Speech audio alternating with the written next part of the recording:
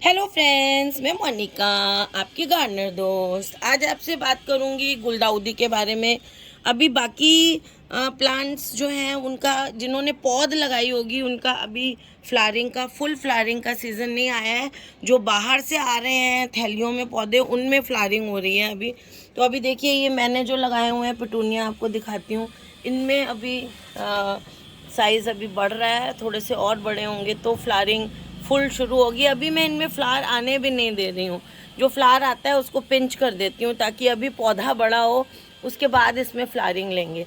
लेकिन आजकल जो सीज़न है वो देखिए, गुलदाउदी का फ्लावरिंग का सीज़न चल रहा है। ये देखिए, ये मैंने 2 रंग के एक ही गमले में लगा दिए। ये देखिए, तो इनका देखिए, इनका सीज़न अभी आजकल फ्लावरिंग का है। तो आज हम इनकी केयर की बात करेंगे। ये देखिए, मेरे लास्ट ईयर का प्लांट था, इसी गमले में था। मैंने इसको बिल्कुल काट दिया था, इतना इतना छोड़ के नीचे से।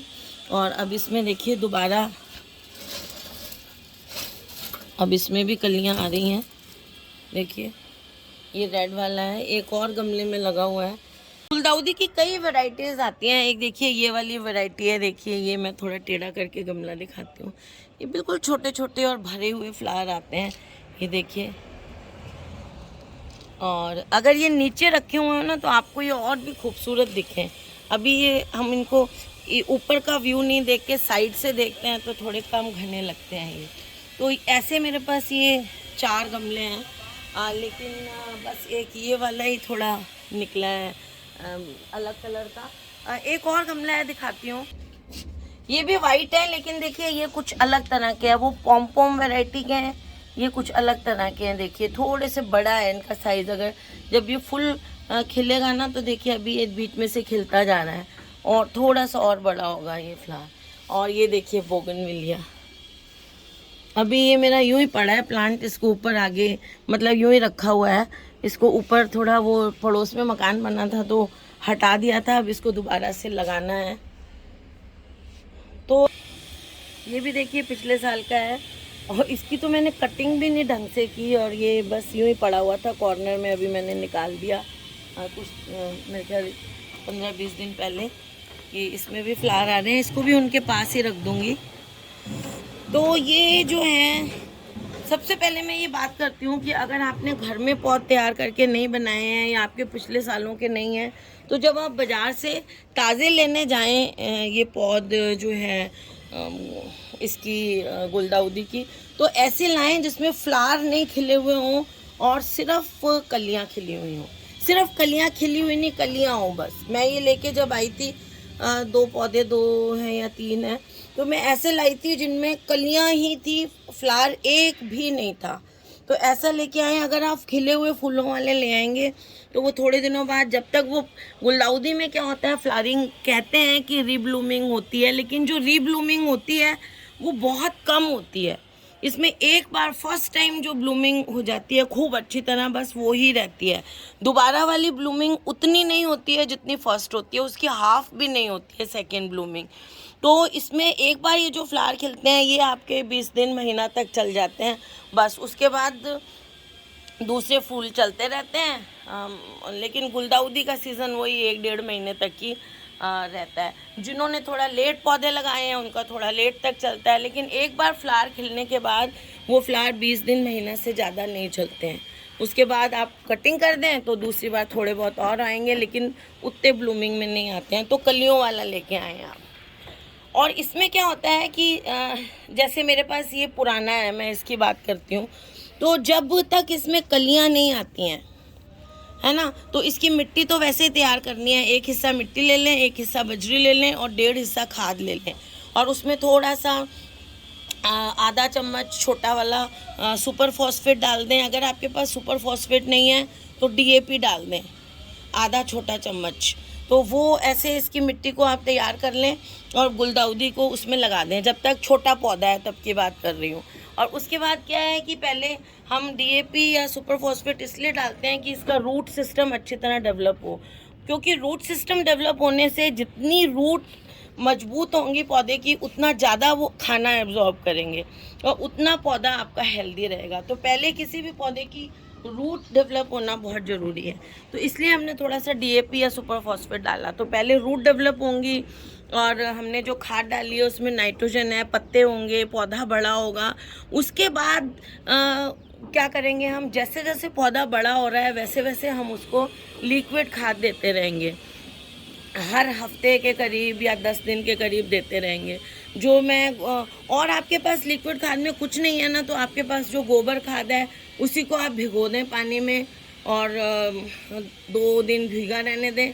और उसका जो, जैसे एक बाल्टी पानी लें आप 10-15 लीटर वाली जो होती है, उसमें 2 मुट्ठी खाद डाल दें और उसको भीगा रहने दें। फिर उस पानी को आप देते रहें अपने पौधे में हफ्ते बाद या 10 दिन बाद, और धीरे धीरे आप देखेंगे कि आपके पौधे में ये कलियां आनी शुरू हो जाती हैं। अच्छा, एक चीज़ और, जो आप गोबर खाद 2 मुट्ठी डालेंगे ना पानी में, उसमें 2 मुट्ठी भर के आप सरसों खली भी डाल दें।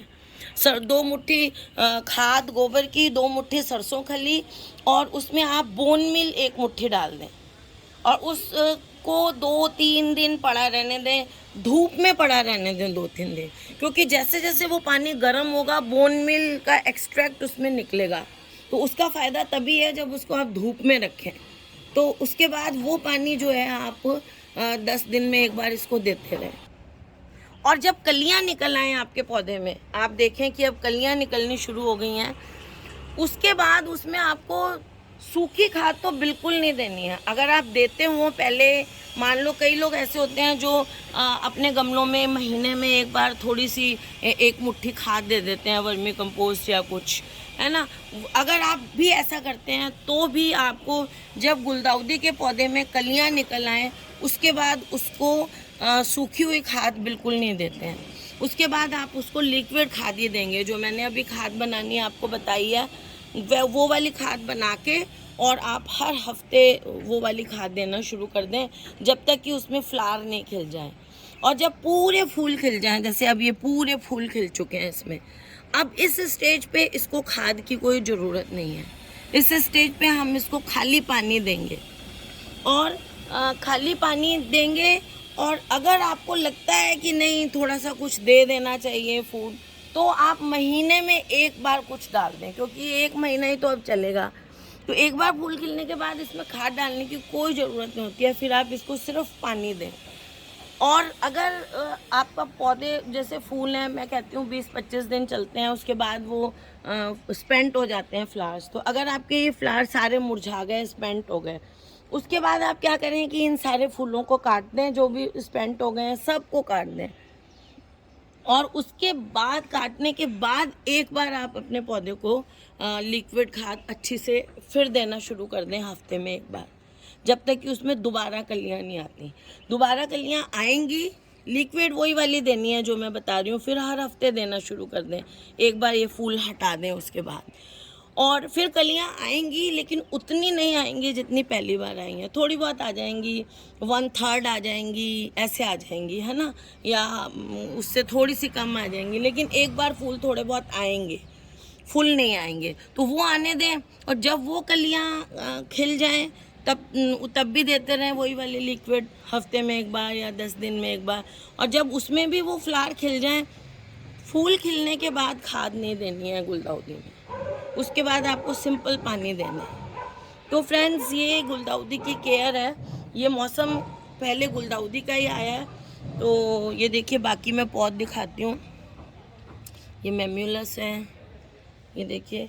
तो बस अभी गुलदाउदी का सीज़न है और इसी के फ्लावर आएंगे। आप नहीं लाए हैं तो बाज़ार से लाएं, लेकिन कलियों वाला पौधा लाएं। दोबारा से रिमाइंड करूं, फूल खिले हुए वाला पौधा ना लाएं। तो फ्रेंड्स, अगर आपको ये वीडियो अच्छा लगा तो इसे लाइक करिएगा, शेयर करिएगा और मेरे चैनल को सब्सक्राइब करिएगा। Okay friends, bye.